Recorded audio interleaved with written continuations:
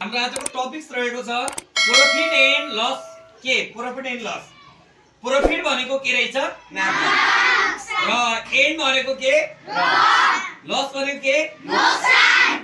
Profit and loss भनेको नाफा र नोक्सान। नाफा भनेको के त तपाईले कुनै पनि सामान किन्नु भयो त्यसलाई नाफा त्योबाट केही फाइदा आउँछ भने त्यसलाई नाफा भनिन्छ। मानौ तपाईले एउटा घडी किन्नुभयो घडी किनेर 1000 रुपैयाँ हाल्नुभयो त्यही घडी साथीलाई बेचेर 1200 मा बेच्नुभयो त्यो के भयो नाफा भयो। नाफा भनेको प्रॉफिट है कमिसन आउनु के। नोक्सान भनेको तपाईले एउटा घडी 1000 रुपैयाँमा किन्नुभयो त्यही घडी साथीसँग 800 रुपैयाँ बेच्नुभयो त्यो भयो नोक्सान। नोक्सान भनेको लस। योमा के टिप्सहरु छन् अगाडि सुन्ने।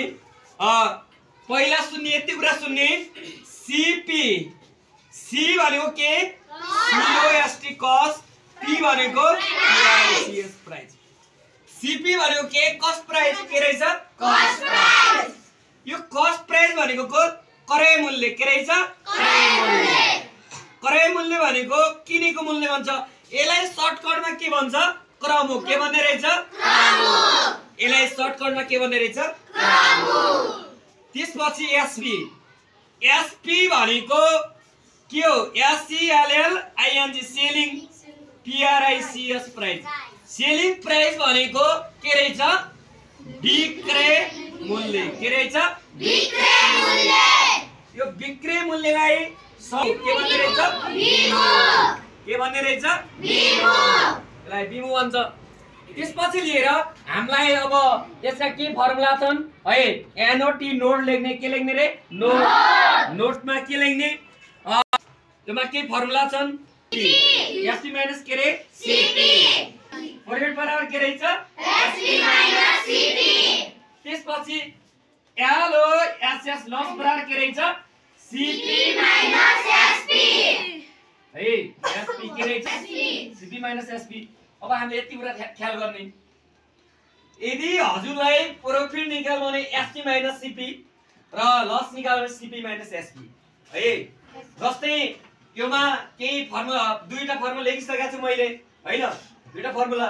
यसमा क्वेशन यसरी सोध्छ हजुरलाई एक नम्बरमा find the following PRO find the following profit र लस। प्रॉफिट भए प्रॉफिट निकाल र लस भए लस निकाल भन्ने सोध्छ। नाफा भए नाफा र नोक्सान भए के नोक्सान। जस्तै ए मा सीपी बराबर RS 500 दियो कति दियो 500।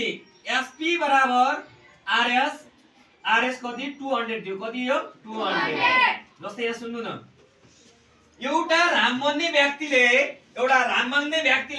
एउटा घडी 500 रुपैयाँ बेचेछ त्यही घडी साथीलाई 200 रुपैयाँमा के किनेछ।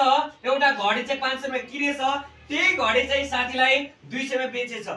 पहिला खल्तीबाट निकाल्यो 500 रुपैयाँ ले एउटा घडी किन्यो पछि त्यही घडी उलाई मन परेन साथीसँग बेच्यो कतिमा 200 मा बेच्यो कतिमा 200 मा पकेटमा 200 बेच्यो के भयो अब लस के भयो रे लस। पहिला त उले पकेटबाट 500 रुपैयाँ हालेको थियो नि त पछि उसको पकेटमा कति बच्यो मात्र 200 घाटा भयो नि त लस। अब यहाँ सुन्ने RS 200 अब हामीलाई चाहिँ किन्यो 500 मा बेच्यो कतिमा 200 मा के भयो लस।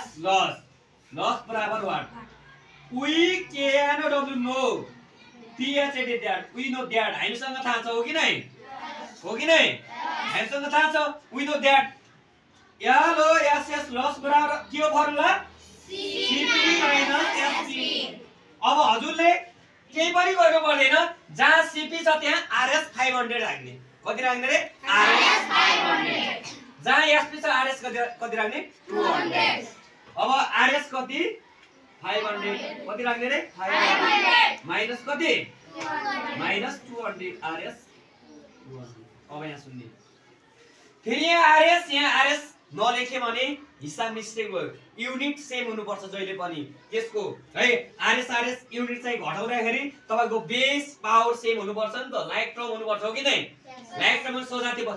जस्तै RS 500 मा RS 200 घटाउँदा यहाँ सुन्नु त 0 बाट 0 घट्यो 0 बाट 0 घट्यो 0 मानौ गीतासँग 2 रुपैयाँ रहेछ कति सरी 5 रुपैयाँ रहेछ गीतासँग 5 रुपैयाँ रहेछ गीताले 5 रुपैयाँ मध्ये 2 रुपैयाँको टफी खाइसक्नु भयो कति बच्यो 3 जस्तै 1 2 3 4 5 हो कि नै 2 रुपैयाँको के खाइसक्नु भयो टफी 1 2 रुपैयाँको टफी कति बच्यो 1 2 3 हैन 300 आरएस कति 300 आरएस कति 300 हो कि नै यहाँ दिएर कटिने यहाँ अर्दिने ए बुझ्नुभयो